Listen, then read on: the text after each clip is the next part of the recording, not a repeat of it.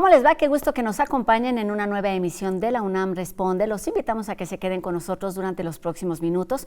Hoy que vamos a estar platicando sobre la relación entre el peso y el dólar. Además, Dani Quino nos explica qué es la la tecnología verde. Hablaremos sobre inteligencia artificial y Jacobo Dayan reflexionará sobre el papel de la Guardia Nacional. Acompáñanos.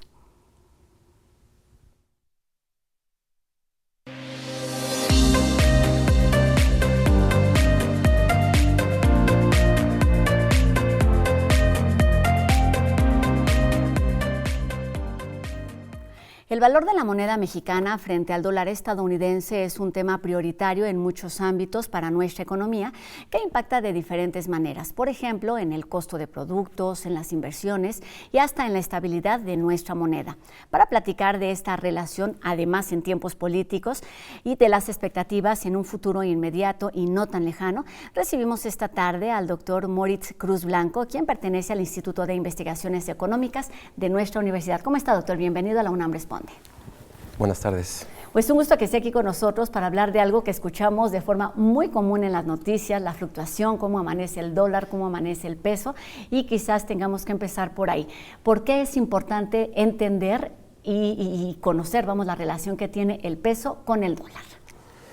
Bueno, quizá sería interesante antes entender qué es el tipo de cambio, que es básicamente el precio que tiene una moneda extranjera, en este caso el dólar, ¿no? En términos de la moneda local, de pesos. Okay. Entonces, es un precio nada más, ¿no? Que se ve influenciado en principio por la oferta y demanda de dólares. Si hay muchos dólares, el precio baja; si hay pocos dólares, el precio aumenta. Y a su vez esto está determinado también por factores domésticos, como las cuestiones económicas, macroeconómicas o bien políticas, claro, y por factores externos. ¿Qué pasa en otros países, particularmente en este caso en Estados Unidos? Y es relevante porque, como mencionabas al principio, ¿no? Está midiendo cuánto cuesta, por ejemplo, todo lo que exportamos o cuánto cuesta todo lo que importamos. Claro. Y esto tiene efectos a su vez en los ingresos del gobierno o bien en la inflación doméstica, y eso pues de alguna manera a todos nos ve afectados. ¿Cuáles son, las particularidades de esta relación, entendiendo o partiendo de este punto del tipo de cambio? Porque estamos dentro de un continente, sabemos que son importantes los temas locales, pero también los temas regionales y globales, pero hay una relación muy estrecha entre lo que sucede, es por la cercanía territorial, por los intercambios. ¿A qué se debe este vínculo tan amplio? Bueno, es importante porque, ¿no?, el peso comercial, el peso de las exportaciones y de las importaciones en la economía mexicana es muy grande, ¿no? Sumadas estas dos variables, exportaciones e importaciones, son como 70% del Producto Interno Bruto. Claro. Entonces, las variaciones de precios, ¿no?, pues tienen impactos importantes en el conjunto de la economía. Por ejemplo, si sube el precio del dólar, que comúnmente se conoce como depreciación, ¿no?, que pase de 17 a 18 a 19, que sería ese aumento se conoce como depreciación. Pues, del peso. Sí, o sea, aumenta el precio del dólar. ¿Cuánto Claro. tenemos que dar más pesos por cada dólar? Cada dólar. Tiene un impacto en el precio de las importaciones, ¿no? Ahora nos cuestan más, pero también tiene un impacto en las exportaciones porque las hace más competitivas. Entonces, cada vez que se mueve el peso, ¿no?, todo el mundo se preocupa por el efecto que tiene en estas dos variables principalmente, aunque también, ¿no?, en cuestiones financieras, porque hay inversiones también en moneda extranjera y, ¿no?, tiende a tener efectos por esa vía también. Hablemos de algunos de estos factores, tanto internos como externos, que determinan que el valor del peso esté cambiando constantemente. Sí, pues típicamente lo afecta, por ejemplo, en cuestiones domésticas, cómo están ciertos indicadores macroeconómicos, como el déficit público, ¿no? Tiene un efecto, o sea, es decir, cuánto cómo es el balance entre los ingresos del gobierno y sus egresos. Eso tiene un efecto en el tipo de cambio. Otra variable importante es el tamaño de la cuenta corriente, del balance comercial, ¿no? ¿Qué tanta actividad? ¿Qué tanto estamos exportando en relación a lo que importamos? Si hay un superávit o hay un déficit, eso también suele tener un efecto importante. La inflación suele ser otra variable que tiene influencia en cómo se mueve el tipo de cambio. Si es muy alta o si es muy baja, ¿no? También puede influenciar en el tipo de cambio. Digamos que esos que se llaman los macroindicadores fundamentales suelen tener efecto generalmente en el valor del tipo de cambio. Pero no solamente eso, también están otros factores no económicos que son más bien de carácter político, ¿no? Hay uno que mencionamos o escuchamos mucho, que es la especulación. ¿A qué se refiere? Pues la especulación, las inversiones que hacen, ¿no?, los inversionistas, vamos a la redundancia, tiene como objetivo generalmente pues hacer ganancia, ¿no? Entonces, a veces ellos compran en un determinado nivel de tipo de cambio, un precio, ¿no? Y esperan, ¿no?, hacer ganancia especulando, esperando que el precio aumente para vender y comprar y hacer una ganancia extraordinaria. Entonces, suele pasar, ¿no?, que cuando ciertas condiciones económicas son propicias, haya movimientos especulativos para hacer ganancias extraordinarias. No es el caso en pero el ejemplo típico me parece que es la crisis del 94-95. Que fue un punto importante para entender lo que pasaba con esta relación entre las dos monedas. Pero yéndonos, digamos, un poquito más a lo inmediato, durante los últimos años el costo de la moneda mexicana ha tenido un buen nivel por debajo de los estándares. Se habla que el 2023 fue uno de los mejores años y se le conoce entonces a nuestra moneda como el superpeso. ¿Cuáles son los beneficios, pero también un poco las consecuencias de este costo? Bueno, es un término, ¿no?, bastante convencional, no muy adecuado, diría yo, de eso del superpeso, ¿no? Lo que está sugiriendo en realidad es que se ha mantenido hacia la baja el precio del dólar durante básicamente este sexenio, ¿no?, con pequeños picos donde subió, pero en general la tendencia ha sido hacia la baja, ¿no?, de 18, 19 pesos que inició en el 2019, ahora que llegó a puntos de 16. Esa tendencia hacia abajo, ¿no?, se conoce como una apreciación cambiaria y es algo no observado durante mucho tiempo, ¿no? No solamente eso, sino estabilidad. Entonces, estos dos movimientos, apreciación y estabilidad, ¿no?, podríamos conocerlo como el superpeso, porque lo que veíamos con anterioridad era todo lo contrario, ¿no? Un crecimiento del precio del dólar constante, muy y volátil, y esas dos condiciones pues hacían que no hubiera una estabilidad, ¿no?, en esa variable, y ha sucedido todo lo contrario en estos años.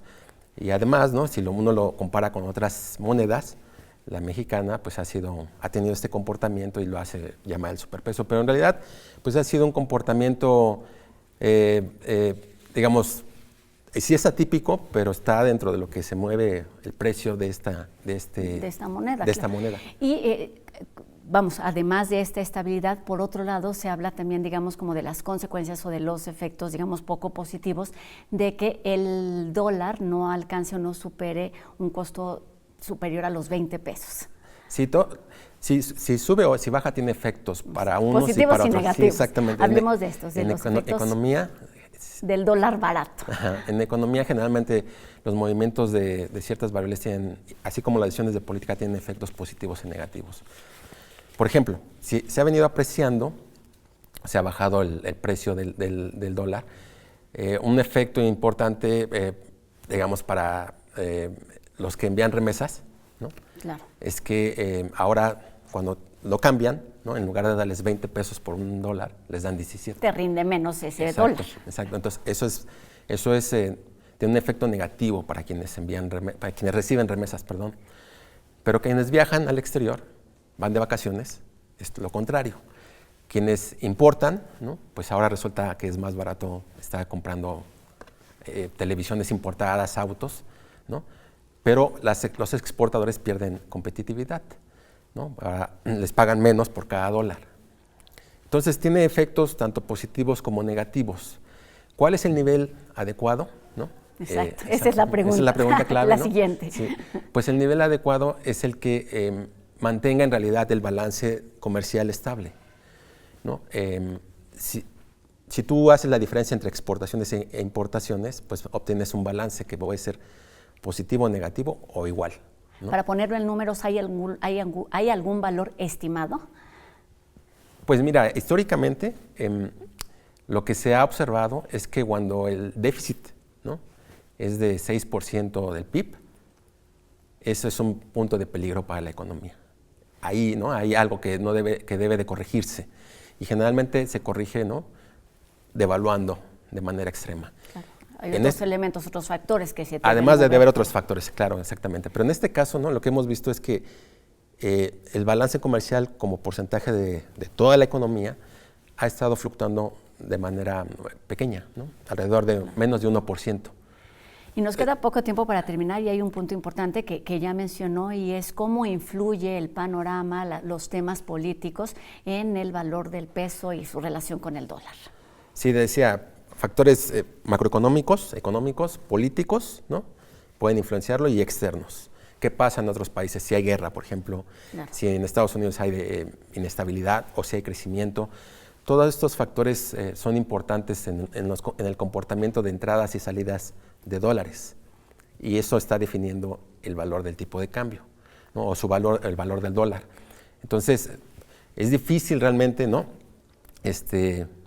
conocer cuál de esas variables es la más importante para estos movimientos. ¿Cuáles, digamos, serían como las expectativas, cuáles son los pronósticos en este 2024 que hay cambio de gobierno tanto en México como en Estados Unidos? La expectativa siempre va a ser con relación a la tendencia, ¿no? La tendencia ha sido apreciación, al abaratamiento del dólar, entonces espera que se mantenga en ese sentido, toda vez que las políticas que se han anunciado son bastante similares a las que se han venido aplicando, ¿no? Evidentemente puede cambiar en cualquier momento, porque es un precio que fluctúa de manera, ¿no?, que estaba determinado por muchos factores, pero la tendencia, ¿no?, sugiere que va a mantenerse dentro de este rango, ¿no?, de 18, 19. En su momento, desde luego, tendrá que corregirse, ¿no?, para que el balance comercial, ¿no?, se mantenga estable. Es decir, no sería algo normal observar que llegara a 18 o 19 en algún momento y ahí nuevamente marcara una media, ¿no? La media ha sido en el sexenio de 19 y en este año de 17 pesos. Mientras fluctúe en esa media y la balance comercial esté estable, yo creo que esa sería la señal para conocer el tipo de cambio adecuado. Y en este sentido, ¿cómo es que se identifica o cómo se coloca el valor de nuestra moneda, por ejemplo, en la región, en América Latina? Pues digamos que lo que siempre hablamos es del precio del dólar con respecto, ¿no?, Pero ¿qué pasa del otro lado?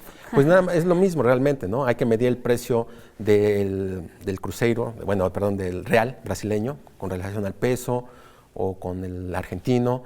Y lo que vamos a ver siempre es que, ¿no?, va a haber un tipo de cambio. ¿Cómo se relaciona? Pues en general la economía mexicana es más fuerte que esas economías, ¿no?, particularmente la Argentina, y la moneda debería ser más fuerte en ese sentido.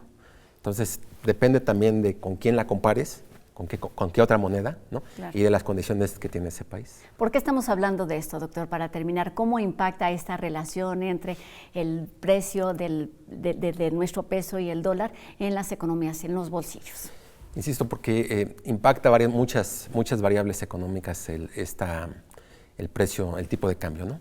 Impacta exportaciones, impacta importaciones, impacta remesas, impacta incluso inversión, y en ese sentido, ¿no?, pues cualquier variación grande, hacia arriba o hacia abajo, va a afectar estas variables y de alguna manera nos va a impactar a nosotros, ¿no?, en mayor o en menor medida.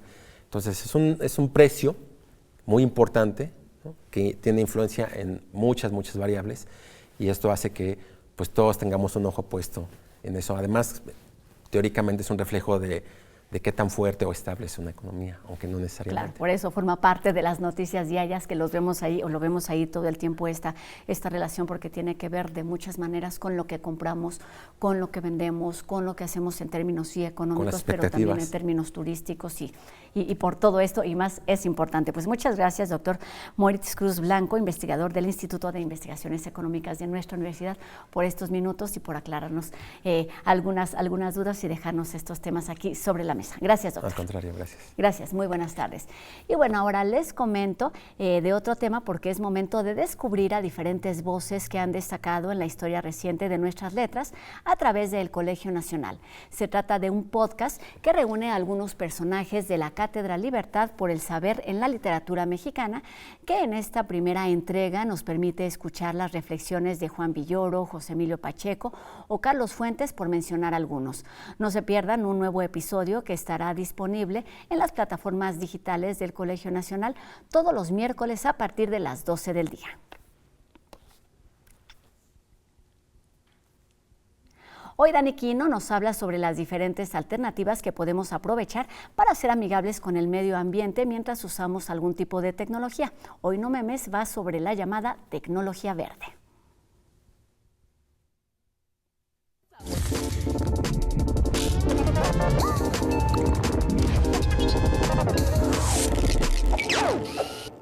Si alguna vez escuchaste tecnología verde y piensas que es la que convirtió a Bruce Banner en Hulk, lamento decirte que por ahí no va la cosa. Tecnología verde son todos los inventos que funcionan de manera sostenible y están diseñados para reducir el impacto ambiental. Esto significa que usan fuentes de energía renovable como el sol o el viento, que minimizan los residuos y que reducen las emisiones contaminantes, buscando equilibrar el progreso tecnológico con la protección del medio ambiente. Y bueno, al escuchar esto es natural que pensemos que es algo muy lejano a nosotros. Es natural, ¿vieron lo que hice ahí? Pero en realidad el uso de tecnologías verdes está más cerca de lo que creemos y aquí te van 3 ejemplos. 1. Electrónica de consumo. Cada vez es más frecuente que los gadgets que usamos en nuestro día a día utilicen tecnología verde para su elaboración, uso o reciclaje, como en el caso de los refrigeradores que utilizan gases naturales como propano o isobutano para enfriar, o las baterías portátiles que tienen paneles solares para que cargues tu celular donde quiera que estés, las computadoras e impresoras que tienen componentes fabricados con materiales reciclados, o las cajas de televisiones que puedes transformar en casas para tus gatos. 2. Movilidad sostenible. Además de encontrar tecnología verde en las bicicletas motorizadas o en los coches eléctricos, también hay que ver el panorama completo. La movilidad sostenible, además de considerar que los medios de transporte emitan la menor cantidad de contaminantes, también toma en cuenta la planificación de vialidades para que sean más accesibles para peatones, ciclistas y usuarios de transporte público, la implementación de medidas para evitar atascos en el tráfico como el carril exclusivo de Metrobús, la sincronización de semáforos o los sistemas que las manejan de forma inteligente dependiendo la carga vehicular, entre otros. 3. Producción de alimentos. Ojo, no es lo mismo que agricultura. La agricultura se enfoca en la siembra y la cosecha, y la producción de alimentos son todas las fábricas que hacen los productos finales que llegan a tu tienda preferida. En este sector, los fabricantes utilizan prácticas sostenibles tanto para crear sus productos como para diseñar sus empaques y rutas de distribución. Si quieres identificar estas marcas, puedes buscar en sus etiquetas sellos como orgánico, comercio justo, carbono neutro, o las que indican agricultura sostenible en su elaboración como UTC Certified o Rainforest Alliance. Este último seguro lo encuentras en tu café favorito o en tus riquísimas paletas heladas cubiertas de chocolate. ¿Tú qué otro ejemplo podrías darnos de tecnología verde en nuestro día a día? Compártelo con nosotros en redes sociales. Más cerca de nosotros de lo que imaginamos o sabemos. Y bueno, las facultades que tendrá la Guardia Nacional es uno de los temas pendientes y al que se refiere enseguida Jacobo Dayan en su reflexión de hoy.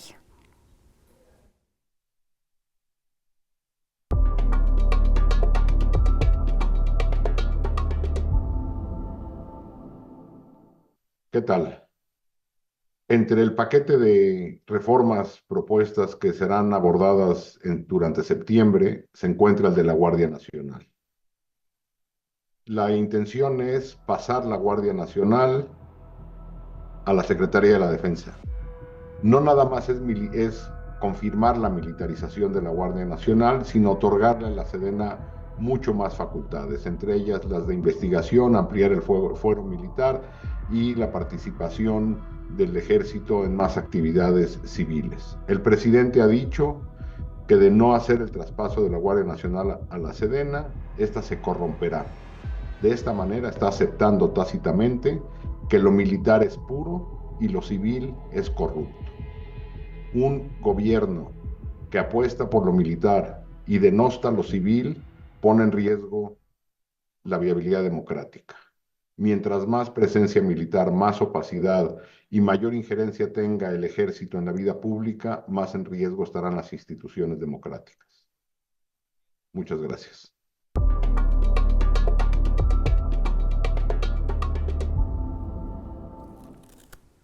El sesgo machista que puede presentar la inteligencia artificial tiene que ver con la programación o con la carga histórica.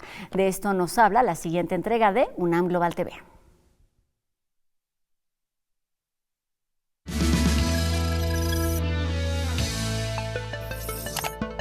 La tecnología no es neutral, son dispositivos de poder y opera en un marco de relaciones donde se sostiene la desigualdad entre mujeres y hombres, la violación a los derechos humanos de las mujeres, la violencia y la discriminación contra las mujeres. Para indagar más en esta afirmación, decidimos preguntar al ChatGPT, ¿puede la inteligencia artificial ser machista? La inteligencia artificial en sí misma no tiene la capacidad de ser machista, ya que es simplemente un conjunto de algoritmos y datos diseñados por humanos.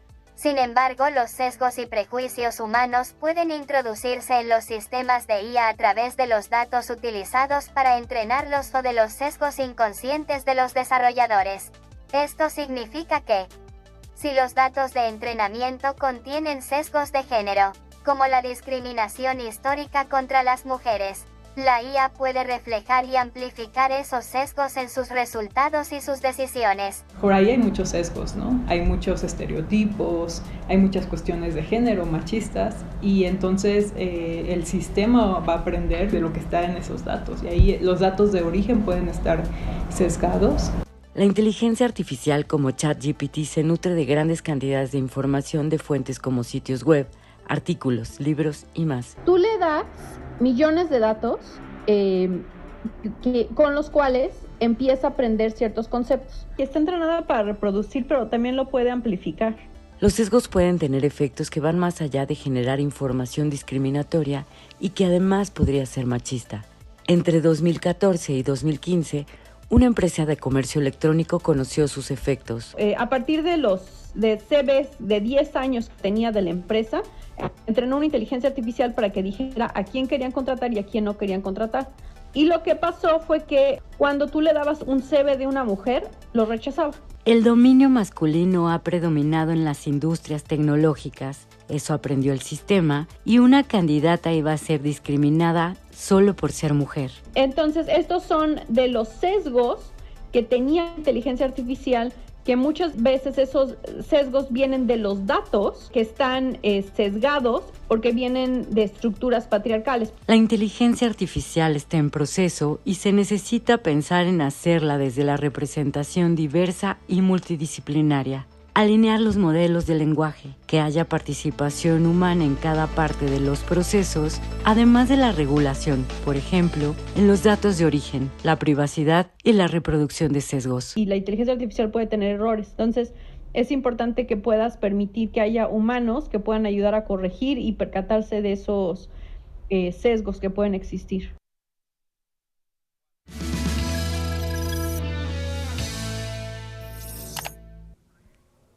Con esto terminamos nuestro programa de hoy agradeciendo a Noé Romero su participación en la interpretación de lengua de señas mexicana que nos permite llegar a un público más amplio y recordándoles a todos ustedes que podemos estar en comunicación a través de nuestras redes sociales. Ustedes ya las conocen, aparecen en este momento en nuestras pantallas para que nos hagan llegar sus dudas, sus comentarios y sigamos haciendo juntos este programa universitario. Gracias siempre a todo el equipo que hace posible esta transmisión día con día. Mi nombre es Rosa Brizuela y nos vemos aquí mañana, 2:30 de la tarde en TV UNAM. Adiós.